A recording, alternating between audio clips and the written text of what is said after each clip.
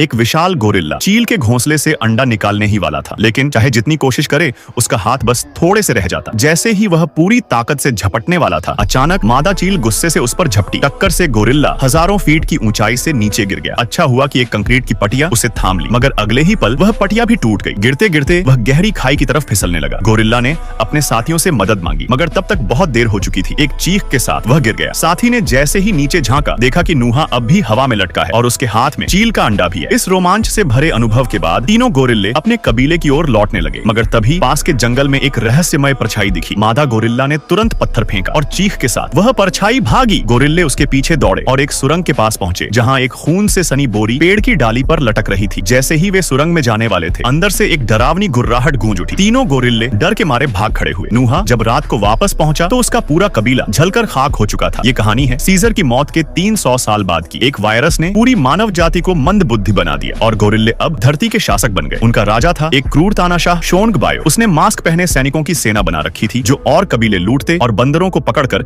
अपने विशाल साम्राज्य का निर्माण करते। नूहा एक शांत जीवन जी रहा था, मगर एक रात शोन्ग बायो की सेना ने उसके कबीले पर हमला कर दिया। जब वह लौटा, सब कुछ नष्ट हो चुका था। उसके पिता मारे जा चुके थे। नूहा अब अकेला था, मगर अपने लोगों को बचाना उसका कर्तव्य था। पिता का अंतिम संस्कार कर वह अकेले ही दुश्मन की धरती पर निकल पड़ा। रास्ते में उसकी मुलाकात हुई एक इंसानी लड़की से, जो खुद भी अपने कबीले को खो चुकी थी। दोनों ने मिलकर योजना बनाई अपने साथियों को छुड़ाने की। अगली सुबह वे एक पुल पार कर रहे थे, मगर दुश्मन पहले से घात लगाकर बैठा था। लड़ाई छिड़ गई और लड़की नदी में गिर गई। एक लाल बालों वाला गोरिल्ला उसे बचाने कूदा। लड़की तो बच गई, मगर लाल गोरिल्ला बह गया। बाद में वे पकड़े गए और दुश्मन के गढ़ में पहुंचे। वहां नूहा को अपनी माँ और बाकी बचे हुए लोग मिले, जो दिन रात गुलामी में काम कर रहे थे। राजा शोन्ग बायो को पता था कि मानवता को जीतने के लिए उसे हथियार चाहिए, मगर वे हथियार एक विशेष पहचान के बिना नहीं खुलते थे।